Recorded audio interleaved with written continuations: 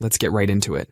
Number 8. Painkiller posture secret. So you've got a headache that feels like a tiny construction crew is jackhammering inside your skull. You pop a painkiller, and then you sit there like a sad potato waiting for relief. Well, turns out, you've been doing it wrong this whole time. Scientists at Johns Hopkins discovered that your stomach is basically designed like a wonky water slide. It curves to the right where it connects to your intestines. And just like a water slide, the position you're in determines how fast that pill reaches your intestines where it actually starts working. If you lie on your right side after taking a pill, it's like giving that painkiller a VIP fast pass. The pill dissolves and gets absorbed in just 10 minutes. That's faster than most pizza deliveries. But if you stay sitting up like a normal person, your pill takes the scenic route, about 23 minutes before it even starts working. If you lie on your left side, you might as well have thrown that pill into a black hole. It gets stuck in the upper part of your stomach, basically taking a vacation. This vacation lasts over 100 minutes,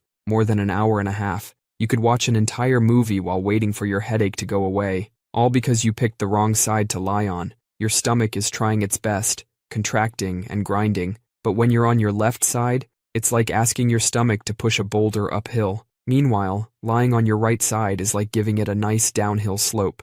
So next time pain strikes, swallow your pill, then flop onto your right side for 10 to 15 minutes. It's the laziest life hack ever. Your future self with the headache will thank you for not making them suffer an extra hour. Number 7. Secret gum destroyer. You brush your teeth every day thinking you're doing a good job, but that very thing might be slowly destroying your mouth. Most people were told to brush hard, like you're trying to scrub paint off a wall, and that's where things go very wrong. Imagine your gums are like thin cloth. Now imagine scrubbing that cloth with a stiff brush. That's what many people do inside their mouth. They use brushes with bristles that are too hard. They press down way too hard. They use aggressive back and forth motions. Dentists see the damage from this all the time. Your gums are not tough enough for this daily attack. When you brush too hard, you are literally scrubbing your gums away. This is called gum recession. As they shrink away, your tooth roots get uncovered from your teeth. Your teeth can start to look longer. Once your gums shrink back, they don't just grow back on their own. This isn't just about how your teeth look. The top part of your tooth has hard enamel, but the roots have a softer material called cementum. This stuff is not made for daily scrubbing. Brushing hard on these roots can wear them away. It can even carve little grooves into your teeth near the gum line. And then exposed roots are super sensitive. Suddenly ice cream or hot coffee can make your teeth hurt a lot. Even a cool breeze can send a shock of pain. That's your teeth screaming, because their gum blanket is gone. These exposed roots are also much easier to get cavities on. The crazy part is you might do this for years and not know you're hurting yourself. So if you brush like you're using a power tool, stop. The goal is to gently clean off the gunk, not to attack your gum tissue. Use a brush with soft bristles. Use gentle, round movements. Think of it like a massage, not tearing down a building. Number 6. Monkey banana hack. You've been peeling bananas wrong your entire life. You probably grabbed the stem and yanked down, and half the time you ended up with a mushy, bruised mess at the top. Sometimes the stem won't even budge and you're wrestling with a piece of fruit. Monkeys figured this out way before we did, and they've been eating bananas longer than we've been walking upright. Instead of that once annoying stem, now makes a perfect holder. Flip the banana upside down. See that little brown nub at the bottom, the one that looks like it doesn't do anything. Give it a gentle pinch. Squeeze it between your thumb and finger. The banana splits right open. No wrestling match required. No bruised fruit, just a clean break every single time. Now you can peel the sections down normally. And the best part is, that stem you were fighting with becomes a perfect handle. No more slippery banana fingers. We've been doing this backwards while monkeys have been laughing at us from the trees. They've had millions of years to perfect their banana technique. It's like finding out you've been tying your shoes wrong. The monkeys were right all along. Number 5. Fridge food mistakes. Your fridge is basically a food graveyard, and you're the undertaker who doesn't know what they're doing. Take tomatoes. You put them in the fridge thinking you're some kind of produce genius, but what you've actually done is commit a war crime against flavor. Below 50 degrees, tomatoes lose their will to live. Their flavor-producing enzymes just give up. The cold literally breaks down their cell walls. Your beautiful, juicy tomato transforms into something that tastes like a watery, sad letdown. Keep them on your counter like a normal person. Now let's talk about potatoes. Putting potatoes in the fridge is like sending them to a sugar conversion camp. The cold makes them panic and start turning all their starch into sugar. When you cook these traumatized spuds, They taste weirdly sweet, and they get these dark patches. Those extra sugars create more acrylamide when you cook them at high heat. Scientists are still figuring out what acrylamide does to us. Store your potatoes in a cool, dark place. Whole onions in the fridge is a terrible idea. Your fridge is basically a humid swamp pretending to be an appliance. Onions soak up that moisture like they're training for a crying competition. They go soft, mushy, and eventually grow their own ecosystem of mold. Plus, that onion smell escapes and infiltrates everything. Once you cut an onion, sure, seal it up and refrigerate it, but whole onions need a dry, dark spot with airflow, and don't store them next to potatoes. They're terrible roommates. Potatoes release gases that make onions sprout. It's like a toxic relationship you can eat. Some foods just weren't meant for the cold. Stop torturing your groceries. Number 4. Smartphone pinky woes. Look down at your pinky right now. See that weird dent? That little groove that looks like your finger's been wearing a tiny belt for the past 5 years? Congratulations, you've got smartphone pinky, and you've been holding your phone like a complete amateur this whole time. Your pinky wasn't designed to be a phone shelf.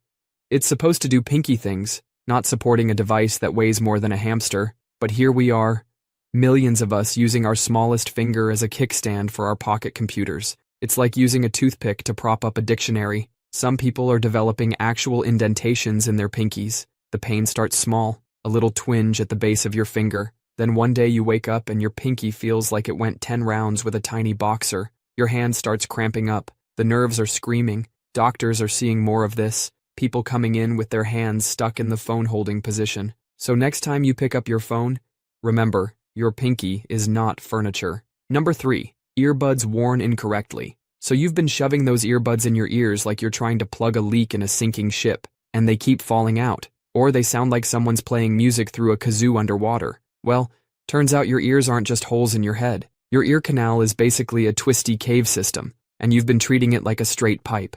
Most people just ram those earbuds straight in. It's like trying to parallel park by just driving straight into the space. Here's what you're supposed to do. And yes, you're going to look ridiculous. Take your opposite hand and reach over your head. Grab the top of your ear and pull it up and back. Congratulations. You now look like you're trying to turn yourself into Dumbo, but this actually straightens out your ear canal. Now while you're doing this weird ear yoga, gently insert the earbud. Aim it slightly toward your nose, not straight in. When you get it right, the outside world suddenly goes quiet.